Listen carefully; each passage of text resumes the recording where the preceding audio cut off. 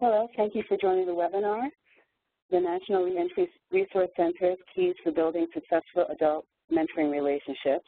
My name is Nicole Jarrett. I'm a Senior Policy Analyst at the National Reentry Resource Center, and I will be your moderator for today's session. Before we get started, I'd like to briefly talk through a couple of housekeeping items about how the webinar is going to work. Anytime during this webinar, you can ask a question by typing it into the Q&A panel at the bottom right-hand portion of your screen. This includes both technical and content-related questions. We will try to reply to the technical questions in the chat window as we go. For the content-related questions, we will keep a running list and address them at the end of the webinar. We will do our best to get through as many questions as possible. If you encounter technical or audio problems during the webinar, please call WebEx Technical Support at 1-866-229-3239. Please understand that there are some technical issues you may not be able to resolve. For this reason, we are recording the content portion of the webinar and will post it on our website at csgjusticecenter.org/NRRC. We should have the webinar posted online next week. Once it has been posted, we will email you a link to the recording. This webinar is brought to you by the National Reentry Resource Center. It's administered by the Council of State Governments Justice Center in partnership with the Bureau of Justice Assistance, Department of Justice. The Justice Center is a national nonprofit organization that serves policymakers at the local, state, and federal level from all branches of government. Staff provides practical, nonpartisan advice and evidence-based, consensus-driven strategies to address public safety and strengthen communities. Now it is my pleasure to introduce our featured speakers, who both truly understand that fostering good relationship skills is essential for programs and organizations providing mentoring services to adults returning to their communities. First, Jason Krafsky is the Managing Director of Healthy Relationships International. He is an experienced consultant and nationally recognized social media expert with a 17-year background in building healthy relationships coalitions throughout California and the Pacific Northwest. Mr. Krafsky has worked with Healthy Relationships California since 2007 and directs corporate communication, public relations, marketing, and provides technical assistance to partnering organizations. He has authored and co-authored numerous publications, including Unshackled Potential, the Impact of Relationship Education on Incarcerated Populations. Next, Bento Leal is a Director and Program Specialist at Healthy Relationships Bay Area, an affiliate of Healthy Relationships California. Mr. Leal has taught relationship education classes in a variety of settings for more than a decade, including more than 25 programs in local, state, and federal correctional institutions. He has also conducted numerous trained facilitator workshops. In his current role, Mr. Leal teaches communication skill classes throughout the greater San Francisco, Oakland Bay Area, while also supervising a team of instructors who offer classes in English, Spanish, and Chinese throughout the state. With that, I'll turn it over to Jason and Bento. Great. Thank you, Nicole. On behalf of Bento and myself, I want to thank everyone for attending. We're real excited about this webinar and the content that you'll be hearing. As we said, we're going to have time for Q&A at the end, and we're going to go ahead and get started here. The presentation outline, here's what we're going to be covering. I'm going to share a little bit about Healthy Relationships California and Healthy Relationships International, because that really does set the tone for why we are speaking on what we're speaking about and helps you understand a little bit more about our perspective and where we're coming from. We'll then jump into the 5 relationship skills everyone needs and wants, and this is really the core of what we're going to be talking about. These are going to be the takeaways that you'll be able to walk away from this webinar with. The big secret behind the skills, so we'll keep that shrouded in mystery. How these skills help you in your efforts, and then finally how these skills help those who you work with. So let's go ahead and get started.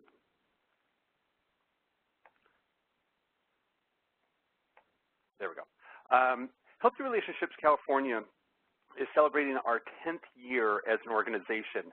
We got started and almost from the beginning started receiving federal dollars to do relationship education work. It was back in an era where the federal government wanted to experiment a little bit and see if we could do some things to reduce not only just divorce rates, but improve the quality of marriages, improve relationships in low-income and high-risk areas. And so we've been part of the social experiment for the last 10 years since our inception. We are one of the largest federal grantees for federal healthy marriage grants through HHS and the Administration for Children and Families. We get over $2.5 million a year that is invested in putting on relationship education classes, marriage education classes, and parent education classes all throughout California. We have classes in Sacramento, in San Diego, in San Francisco, in San Bernardino. Everything that has a San seems like we have a class in.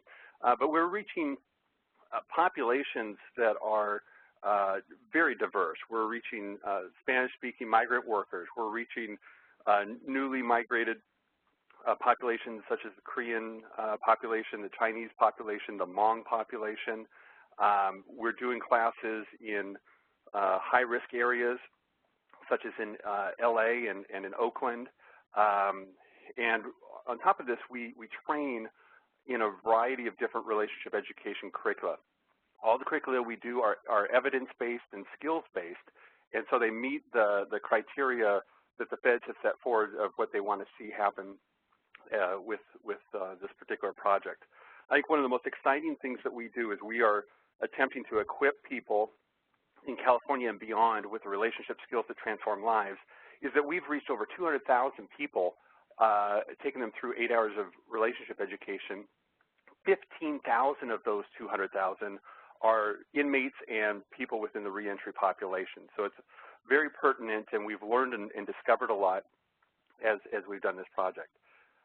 In 2012, because we had a desire to jump outside of California with our work, we launched a new division called Healthy Relationships International. We had the privilege of being able to speak at an event in Geneva at the United Nations, and so that seemed an appropriate place to say, hey, we want to take these relationship skills to the world, and because we're seeing the world in California benefiting so greatly from these skills.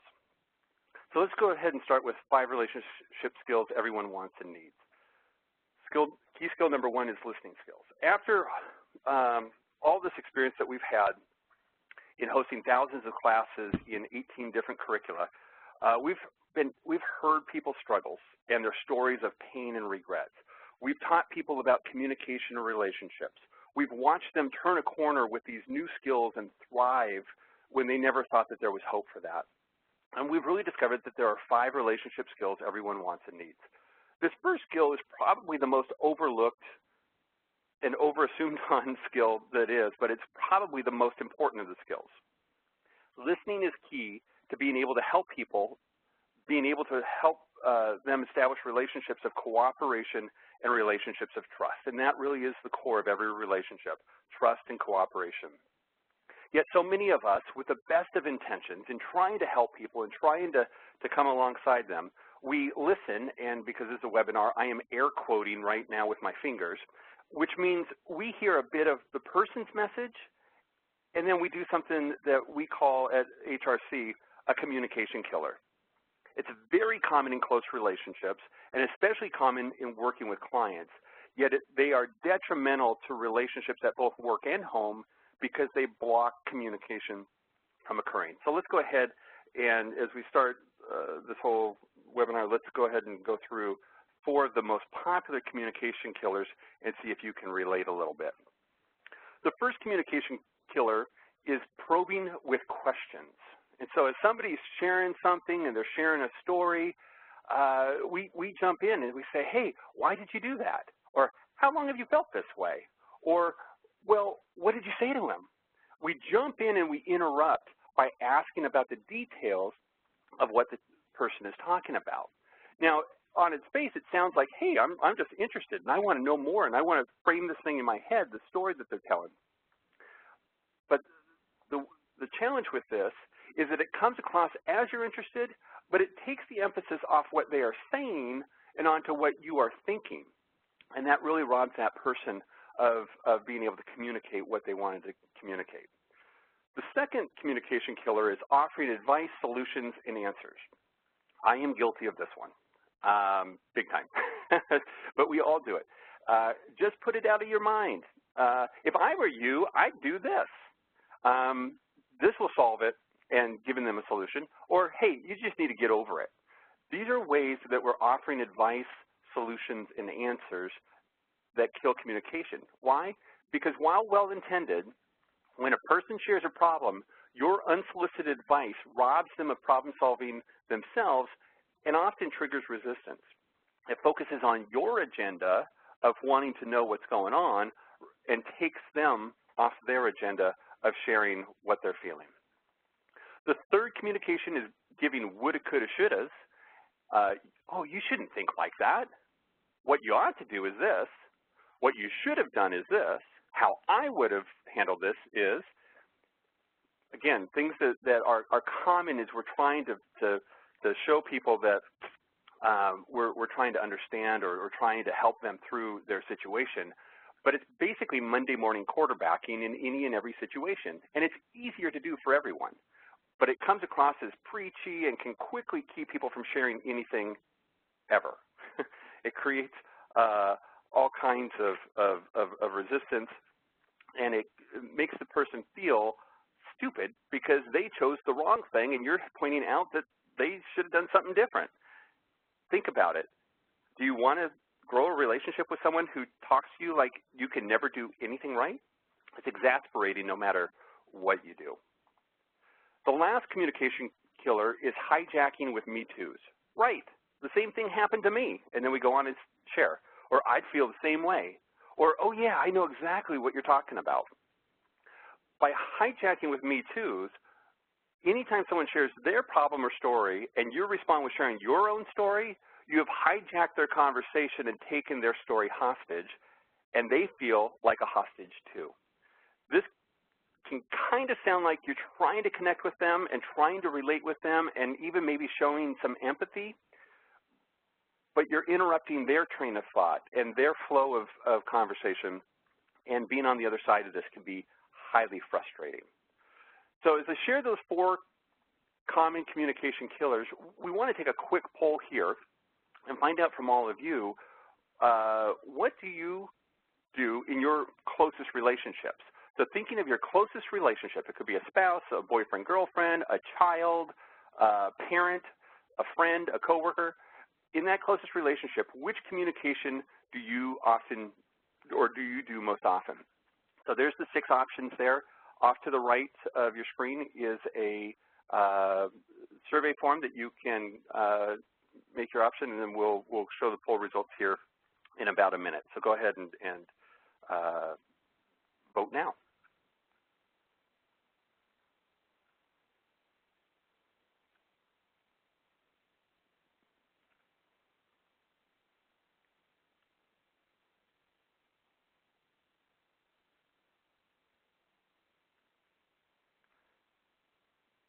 You have about 30 more seconds.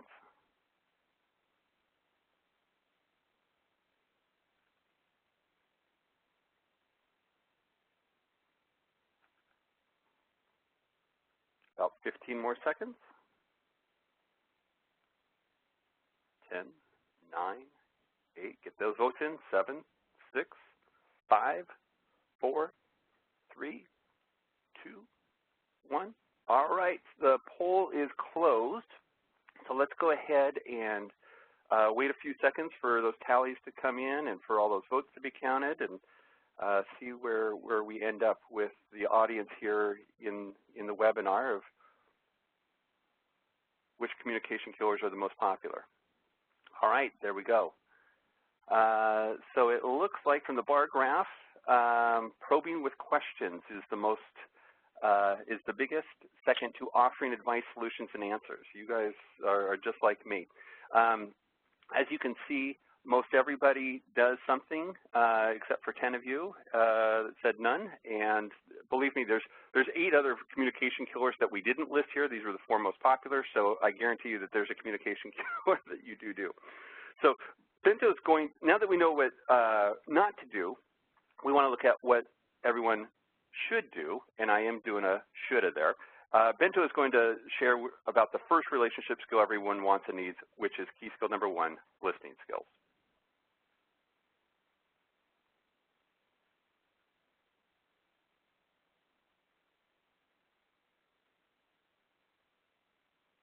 Skill is, Bento? Yes, I'm here. Okay. Hi, everyone. Yeah, thank you. Yeah, the first skill is listening skills, and we can summarize that by saying, hear the message. Listen with empathy. And empathy means to get inside the other person's shoes, see from their point of view, try to understand from their side of what's being said. And the goal here is really understand their thoughts and feelings, the essence of that, and not necessarily trying to comprehend all the little details about it, but really try to get into their world. And not surprisingly, a key point here is being quiet. And not only orally by not speaking when they're speaking, but even more importantly, being quiet in your mind. That means shutting out your questions, your ideas, suggestions, advice, and what you would do, and simply focus on what they're saying and meaning and not what you plan to say next. Stephen Covey, who wrote 7 Habits of Highly Effective People, said that most people listen with the intent to reply rather than to understand. And so as a mentor, we suggest that listening with this kind of empathy is such a powerful gift you can give your mentee, your participant. They're able then to unpack what's on their mind and heart, whether it's good or bad, whether happy or sad, whatever's going on in them, and have the confidence that you'll hear them out and they'll feel understood. So the very first part of the listening skill is to listen with empathy. And then feedback to them, what they say. Focus on their thoughts and feelings, and again, avoid the communications killers. So particularly if it's an emotional topic, then after they've spoken for a bit, you might feedback or say back to them the essence of what you heard them say and the feelings that you sense from them. And this accomplishes at least 2 things. 1, it helps verify that you heard them correctly, that you got it right, and if you didn't, then they'll know that and they'll be able to further clarify. And also second, by you feeding back what you heard and what you sensed in them, it helps the speaker know what was received. Did you get it all or only part of what they wanted to communicate? Also, keep in mind that their thoughts and feelings are swirling around inside them, and when they need to put it all together into coherent sentences for you to understand what's going on, it's actually becoming more coherent for themselves as well. So in many cases, just by your being a good listener, they'll be able to unpack their stuff in a clear way, see more clearly what's going on inside of them, and maybe come to some inspirations or realizations, resolutions of whatever they're dealing with, and all you did was just be a good listener. So this is really key.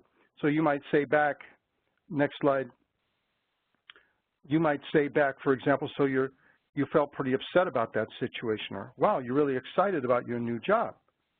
You're really angry how they treated you. In other words, you're connecting with their words and their feelings, even if they didn't exactly say those words, but that's what you got from them.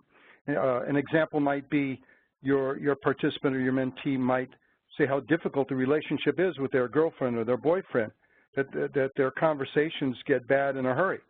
So you listen to that with empathy from your participant. Then you might coach them by sharing how to listen with empathy in this particular relationship. And I have a story, fairly recent story, of doing a men's class at the county jail over here in Alameda County, and I asked, did anyone use, this is a men's class, did anyone use the listening skill since I saw you yesterday? And one guy raised his hand and said, yeah, I used it with my wife on the phone last night. And I asked, well, how did it go? And he said, well, normally when we're on the phone, we're both talking at the same time, and it drives me crazy. I hate those calls. But this time when she started talking, I was just about ready to jump in, and I caught myself, and I said, no, I'm just going to listen right now. So I stayed quiet and listened to what she was saying. And after about a minute, she said, hey, are you still there? And I said, yeah. She said, well, you're not talking. And I said, no, I'm just listening. And she was shocked that I was just listening. And then I asked the guy, I said, well, how did the conversation go? And he said, oh, it went great. It was the best call we've had that I can recall. And I asked, how do you think she felt? And he said, oh, she was happy. I asked, how did you feel? He said, oh, I was happy, she was happy. So right there, just by using the listening skills, they had a communication breakthrough on the spot. So listening skills can be the key for you as a mentor in your relationship with your participants and anyone else in your life. And you can also help coach your participants on how to listen with empathy to the people in their lives, whether it's family members, co-workers, whomever. So listening skills can really be a life changer, and that's why it's skill number one. And I also might say that it's really valuable to be in a relationship class where there's a lot of in-class practice with these kinds of things, because you don't just learn listening skills or any of these skills just by hearing about them or seeing them modeled. You really learn by doing themselves, and particularly doing them correctly. We can go to the next one. So here is the next skill, speaking skills. So the flip side of listening skills are the speaking skills. Now, we all have things that we need to say to somebody, and if it's an emotional topic, we quite easily can fall into one or two camps. Either we're afraid to hurt the other person's feelings, and so we hold back on what we want to say, and we're vague about it, which doesn't do us a good service, or we're in another camp where we just say what's on our mind regardless of what the other person thinks or feels, and just blurt it out. But either one of those forms of speaking can lead to problems. The ultimate question is, how can I communicate what I want to say to this person in a way that expresses what I want to say and feel, and how I feel, and at the same time has the greatest likelihood to be listened to and received by that person? So here we say, speak the truth, communicate honestly. But let me qualify and say, but not in a hostile or aggressive way, because that will just shut the listener down or have them retaliate with the same kind of aggressive language and tone of voice. But we want to share what our thoughts and feelings are that we're experiencing. We want to speak in what we call, speak for yourself, what we call I messages, such as, I felt really upset about that, or I'm really concerned about this, or I need you to do this. And that's much better than say, hey, fool, what's wrong with you? So we want to be able to speak honestly and yet use these I messages. Also, we want to avoid being blameful. Don't blame others for your feelings, and eliminate accusatory you messages. You make me feel. You are this. You never. You always.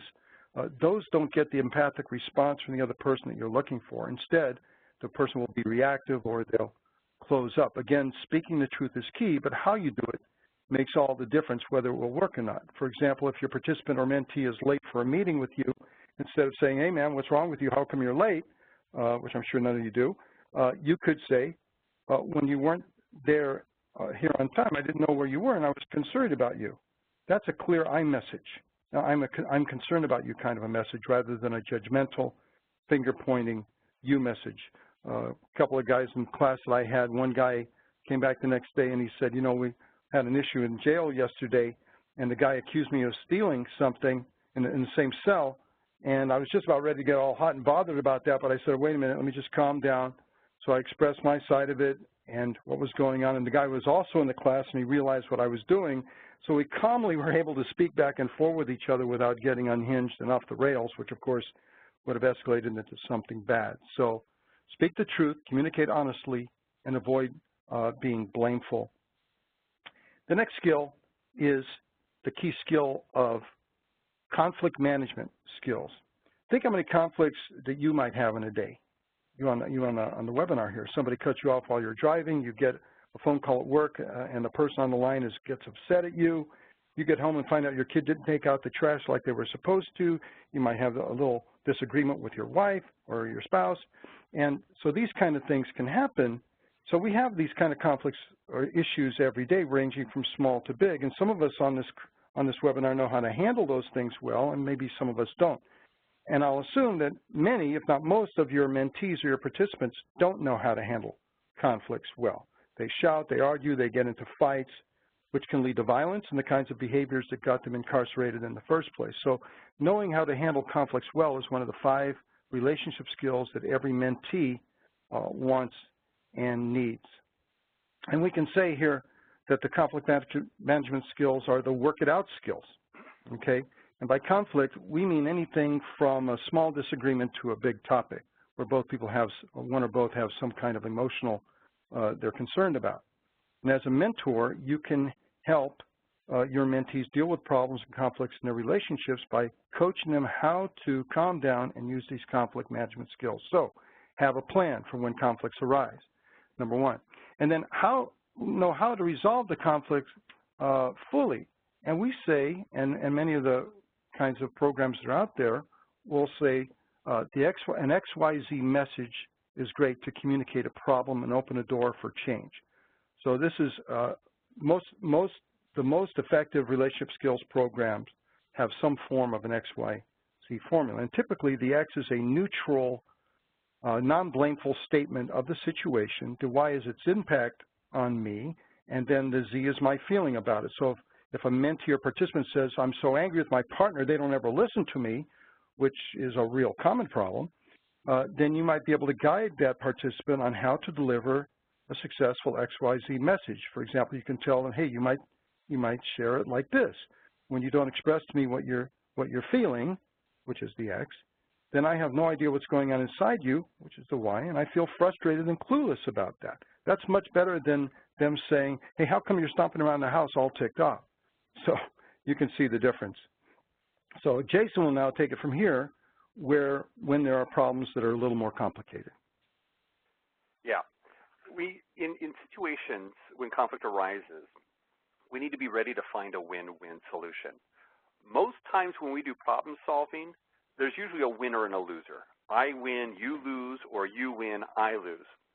I had an older brother who was 4 years older than me, and growing up, anytime we got into trying to work out a conflict or avoid getting caught by our parents doing something, he came up with great solutions, but guess what? He always won and I always lost. So I know exactly how that feels. It feels crappy to be on the other side of that kind of problem solving. What we talk about is in successful relationships, and any that you want to thrive, you need to take a few extra minutes to find a win-win solution. I win, you win, and in that way, the relationship wins. And how this goes is if we go off the scenario that Bento brought up just a few moments ago.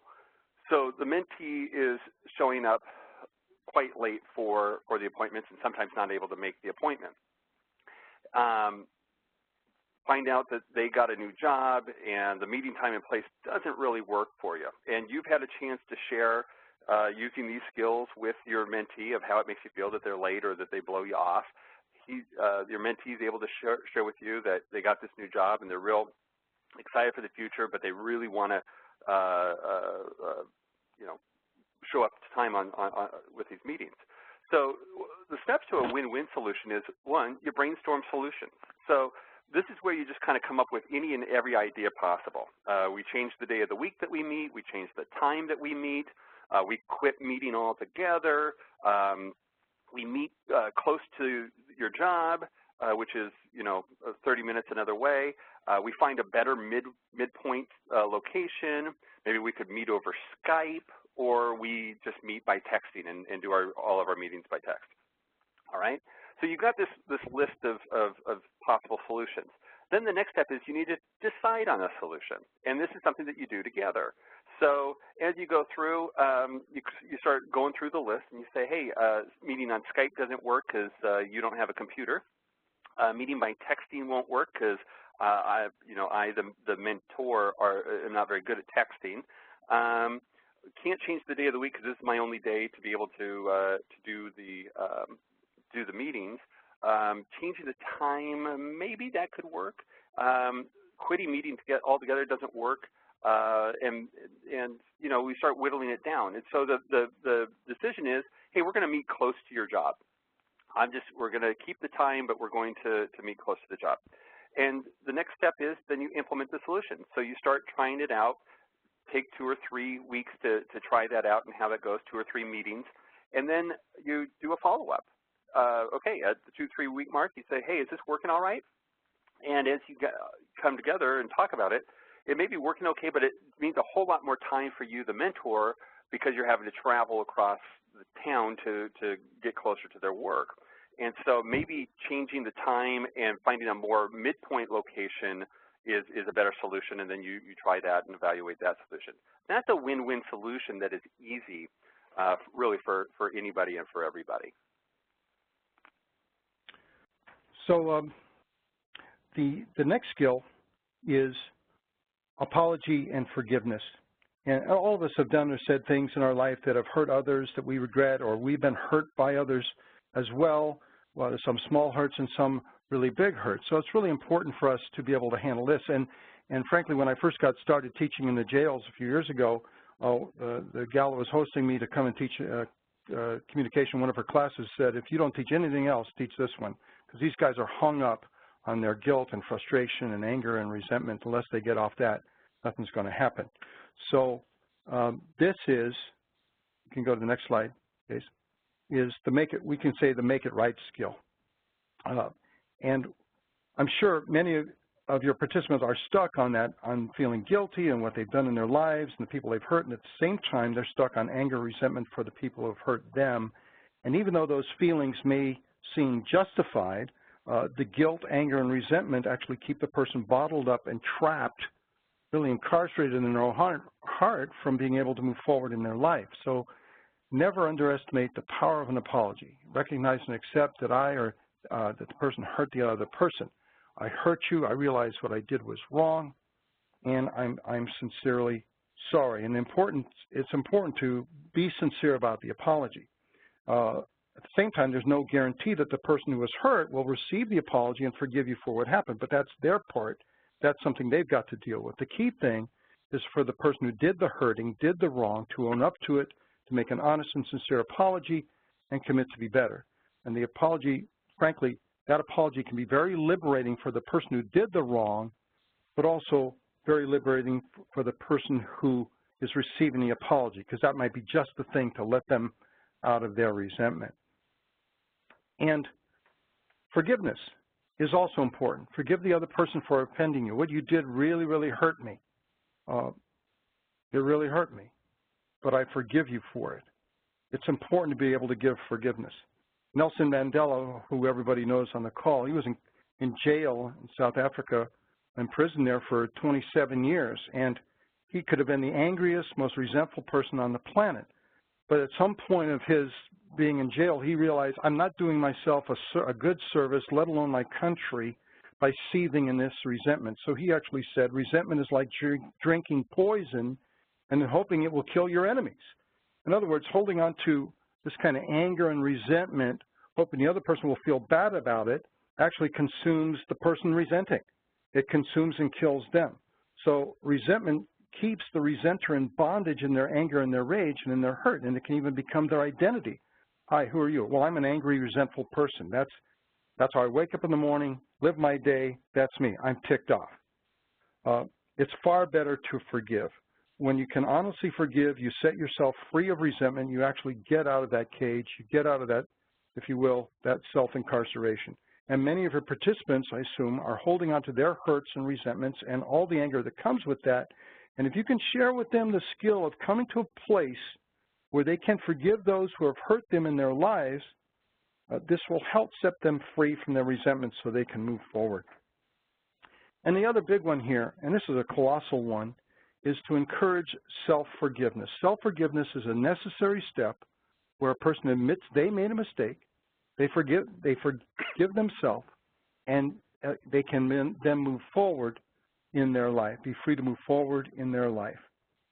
So we are our own worst critic. Would you agree? We can easily give ourselves a lot of negative self-talk. Who are you to think you can change? You're such a loser. You've got no chance. We pummel ourselves daily. So self-forgiveness doesn't deny or erase what happened, but it allows me to look at what I did or said squarely, recognize and acknowledge what I did was wrong, then apologize to myself that I did the wrong, then forgive myself for having done it and move forward trying to be better. For example, I could say to myself, I made the mistake, I'm sincerely sorry for what I did that hurt those others and hurt myself as well, but I forgive myself for it. Again, wallowing in self-guilt keeps me bound and keeps me tied up in this defeatism. So as a mentor would suggest, you may be able to help your participants give a sincere apology, forgive those who have hurt them, and forgive themselves for what they have done so they can take these positive steps to move forward toward achieving their goals. And Jason now will speak about key skill number 5. So we end the 5 relationship skills everyone wants and needs with a skill that's really not much of a skill, but more of a change in mindset. It moves you from just existing in a relationship to proactively thinking and acting in ways to foster a better relationship with your client. The first, what you need to do your part for the relationship is be intentional. Be thoughtful and interested in their personal life and things that are important to them. Talk about their kids or interests that they have, if they're into baseball or if they're into, artistry of any sort. And ask them questions that are easy for them to answer and things that bring them kind of internal joy, because that's a way that you're going to help foster a better relationship. If you're talking about them and what they like, they'll kind of reflect that back on you that, hey, I like this guy or I like this gal because they make me feel good whenever we talk, and it's basically because they're talking about themselves. Another way to be intentional is take proactive steps to help them experience life more fully. Find ways to take them out of their environment. A lot of these people coming back into society are back in their old neighborhood or back in the same home or back in the same place. Find ways to help them get outside of that environment and to experience life more fully.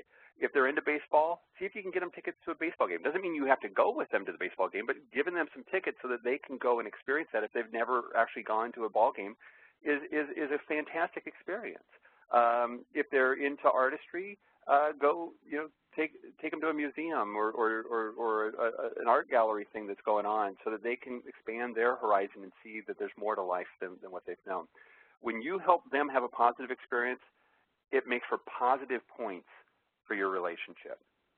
The second part in doing your part in the relationship is let them know you care with your words. And this is huge, huge.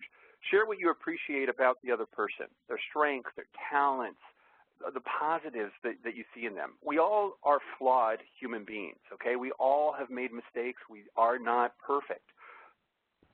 None of us like to hear somebody keep on bringing up again and again and again how bad we are.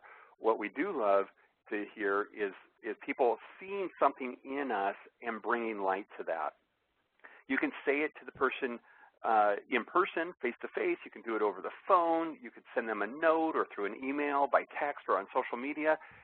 Anything that helps let them know that you care with your words. It was my birthday last night, or yesterday. I'm a St. Patty's Day boy, but not Irish. And went out with my family. I've got 4 kids, 19 through 13. And it was really cool, very unexpected, but at the end of dinner, we were at this restaurant, and they all went around and shared what they appreciated about me. It was the best gift they could have gotten me. And frankly, I don't think any of them got me a gift. Think about it. But that moment and that experience of hearing them from their perspective and in their words and from their viewpoint appreciate me was huge. Imagine what that would do to your clients who probably don't have those kinds of experiences very often. And then the last thing is to be a positive coach in their life. Speak into their life with empathy and acceptance and genuineness. Encourage and support the positive steps they're taking, no matter how small they are. The fact that they have filled out a job application is a huge move forward because that's a step towards taking a job. Applaud those kinds of steps for them. And that's how you foster a better relationship with your clients. So let's talk real quick about the big secret behind these skills, and I kind of gave it away here in the last slide, but you don't have control of the slide, so you can't see what I'm going to be sharing. You've all probably heard the statement, no one cares how much you know until they know how much you care.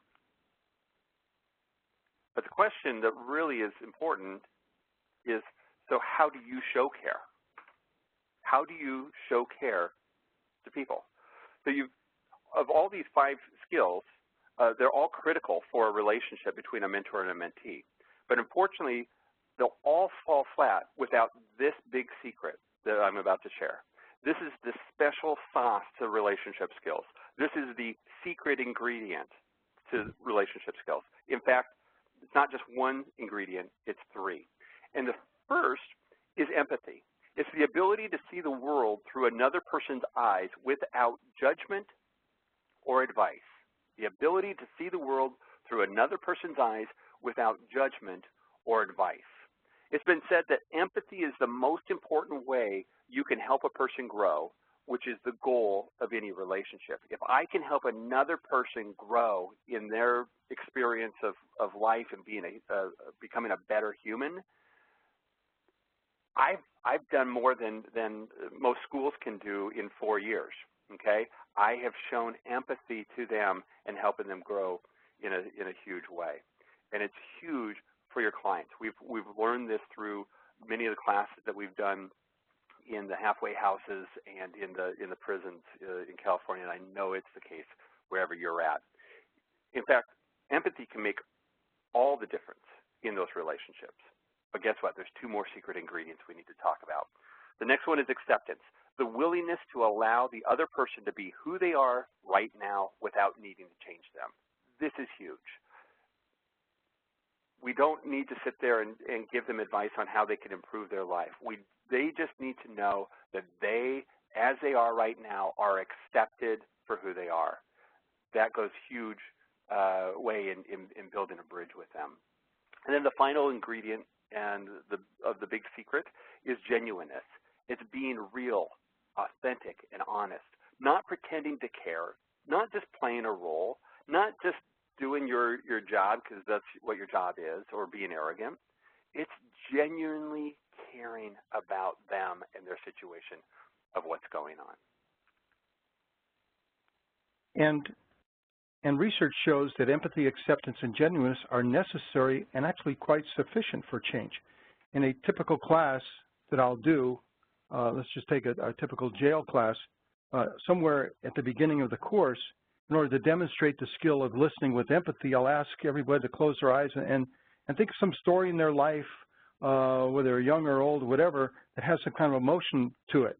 And I'll give them a few seconds to come up with something, some kind of memory, and then I'll ask them to share it. And I'll ask for a volunteer to come to the front of the room. And oftentimes somebody's hesitant, they don't want to be the first one, and okay, what's going to happen? They're not sure. But the person will tell me their story, and I'm just listening with empathy. I'm not jumping in. I'm not saying, hey, I know exactly what you're talking about, or hey, that happened to me. No, I'm just quiet, and I'm listening, looking at their eye contact, not butting in, and trying to feel what they're feeling, what they're saying from their point of view, trying to put myself in their world, and I might say back to them, so when that happened to you, you really felt angry, or you felt betrayed, or you felt hurt, whatever is appropriate. And quite often they'll say, yeah, and maybe that will even spur them to share more now that they know it's safe to come out and reveal, even in a group of guys all around it. But in that moment, it's just the two of us. And by the time we're done, many times they'll say, I've never been listened to like that before. I felt like you really understood me. And I may have met this guy or gal 15 minutes before. So your participants will appreciate to be listened to, as Jason said, with such empathy. They'll open up, they'll share what's going on inside, their hopes, dreams, pains, insecurities, regrets, whatever. And your empathy, acceptance, and genuineness enable them to do so. One thing we want to share now is how these skills help you and your efforts. First of all, they help you connect with your participants or mentees a lot faster when you have these kind of skills and the secret sauce that we just mentioned, empathy, acceptance, and genuineness, being real. It helps build trust more quickly. They feel that they're being embraced, that you're in their corner, that you're feeling them. It creates connectivity with them. They feel they can come out and they're not going to get hammered by all your solutions, but they're going to be really listened to and embraced. And really, it's going to be able to foster growth in the relationships. That's one, connect with your participants faster. Secondly, participants will therefore be able to express themselves more fully. As I mentioned, it's safer for them to come out. They can share what's on their mind and heart without any reprisal. You're going to be there for them. And they'll find value from your own use of skills. As you're using the skills and listening to them, they're going to pick up on that.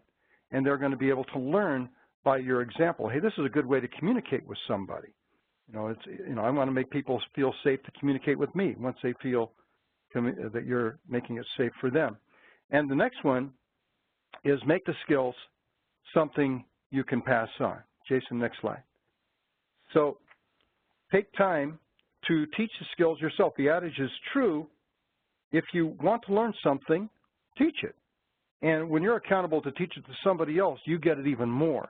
So as you're with your mentees and you're guiding them and coaching them on how to listen more carefully with greater empathy, speak more thoughtfully, and calm themselves down first, use those XYZ messages, etc., it helps them apply the relationships in their own life. And actually in doing so, it gives you a better mastery of the skills in your own life. And I've certainly found that to be the case. The more classes I do, the more I'm really on point myself, where I look on the mirror and say, hey, am I really living up to this stuff? I'm teaching everybody else. What's it doing for me and my relationships? It's really, really helped me a lot. And so Jason will take it from here. Yeah. So you may be thinking, well, where do I get these relationship skills? All right. We're out of school, got some of this in university, but how do I get these skills? Well, relationship education is a new discipline that has started really within probably the last 60 years. There was conversations in the therapy realm and even some basic beta testing in the 40s and 50s with an emphasis on the importance of dealing with personal and interpersonal challenges by providing skills and experiential learning for individuals. So it was taking therapy and saying, you don't need to come to me, the therapist, necessarily, and dump your soul in talking to me. We want to come up with a way where we can help you deal with the personal and interpersonal challenges you're coming up and facing in life. The first marriage enrichment retreat was in Kirk Ridge, Pennsylvania, with David and Vera Mace in the 60s, and they're viewed as the pioneers of relationship education. In the 70s, relationship education grew with researchers and psychologists starting programs, and so there was a lot more variety of programs that was out there. Bernard and Louise Gurney with relationship enhancement, Lori Gordon with pairs, Scott Stanley and Howard Markman with PrEP.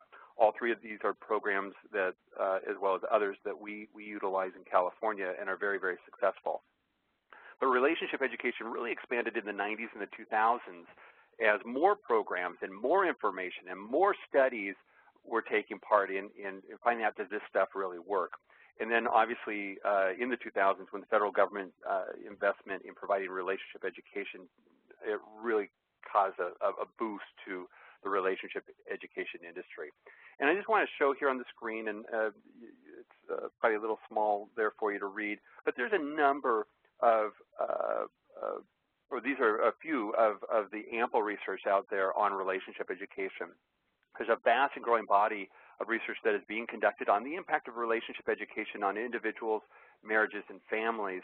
And as Nicole said at the very beginning in the bio, we just released a cool study on unshackled potential, the impact of relationship education on the incarcerated population, which deals with the work, much of which Bento is involved with, that we're doing in the prisons. And so great information to help you get more and build off of what you've learned and discovered here today. So the last question is really, for me, the question you want to ask anytime you come to a seminar is, so what?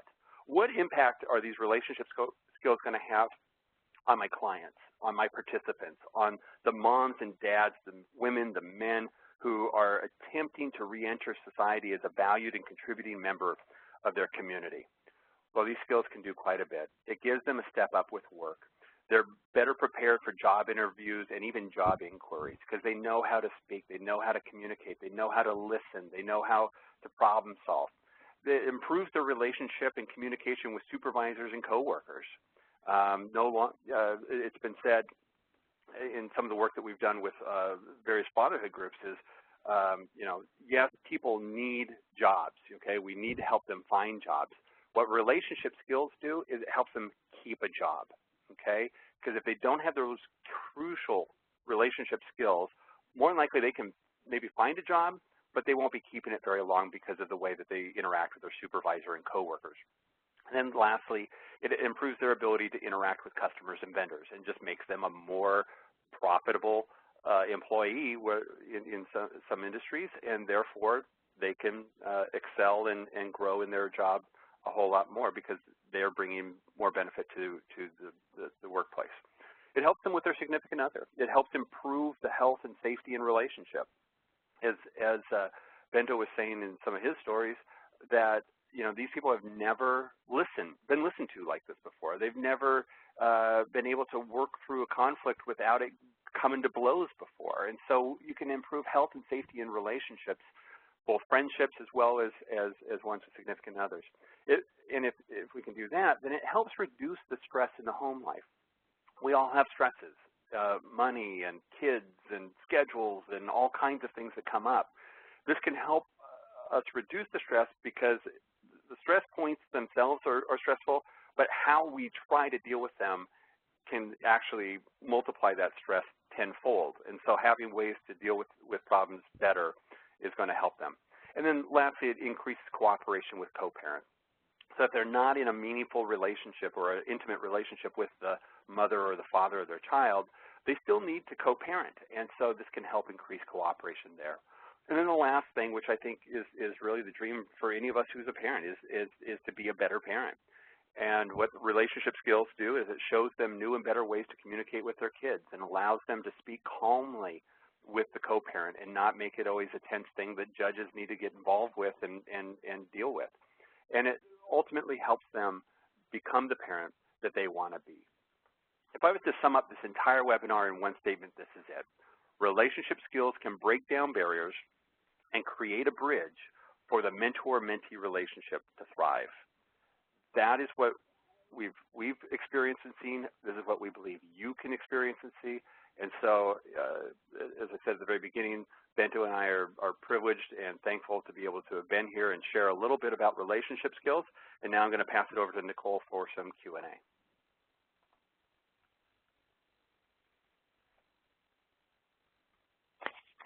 Great. Thank you, Jason and Bento. Please continue to enter questions into the Q&A panel box, and we'll get to as many as we can. We already have a bunch, but we'll try to pick and choose. So we have a couple of questions from different parts of the presentation. So the first question that we have, and we actually have a couple of questions related to gender differences. So the first question is this.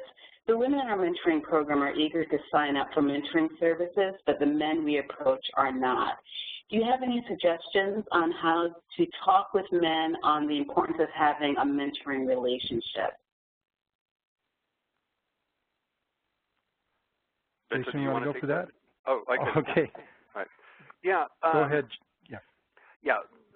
What we have found is in any kind of relationship, women are more relational, and so they are more prone to jump into a, hey, let's get together and talk about our relationship or talk about other things.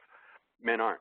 And so what we've found, and some of the success we've had in some of our fatherhood-related projects, is maybe center the mentoring relationship around an activity. So helping the guys come and play basketball. And as they're playing basketball, they're getting to know each other a little bit, getting to know their names, and then you have a time afterwards where you make a pitch about mentoring.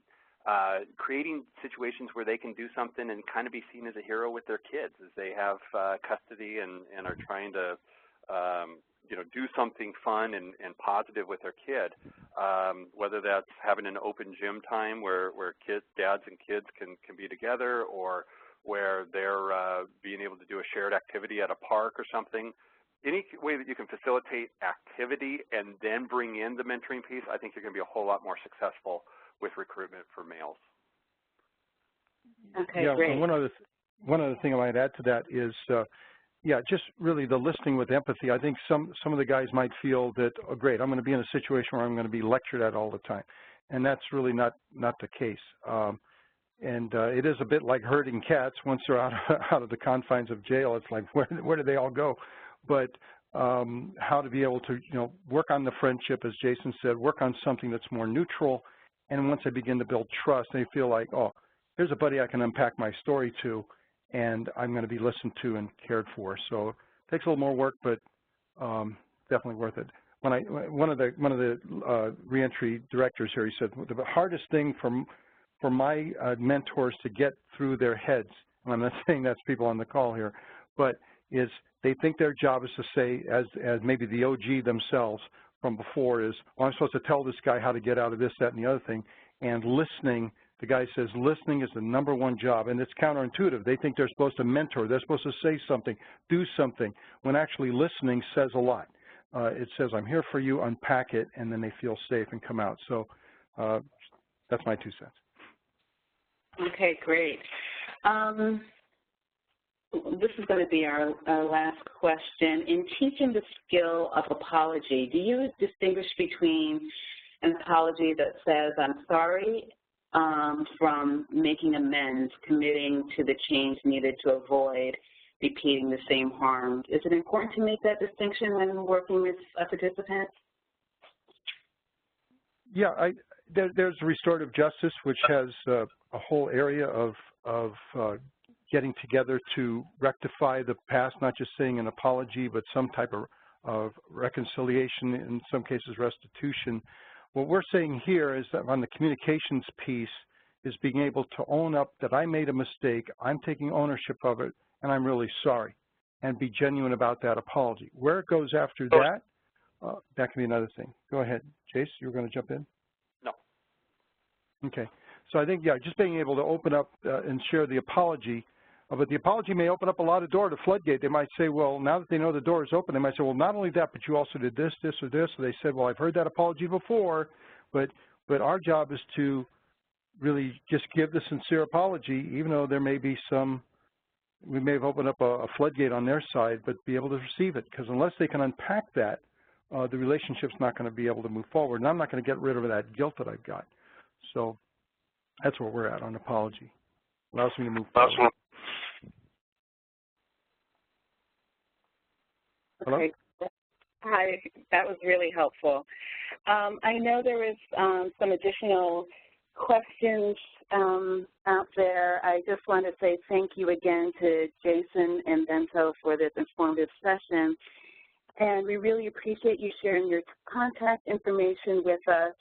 And if you're one of those folks who didn't have their question answered and you'd like more information about some of the information that they shared here today, please, you can feel free to contact them directly with the information provided here on your screen.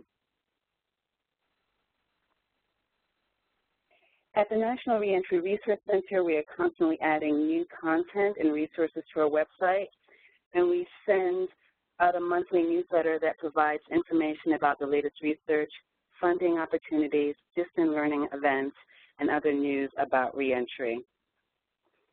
This concludes the webinar. Thank you. After you exit the webinar, a brief survey will appear on your screen. By answering the questions in the survey, you will be helping the Resource Center improve on the services that we provide.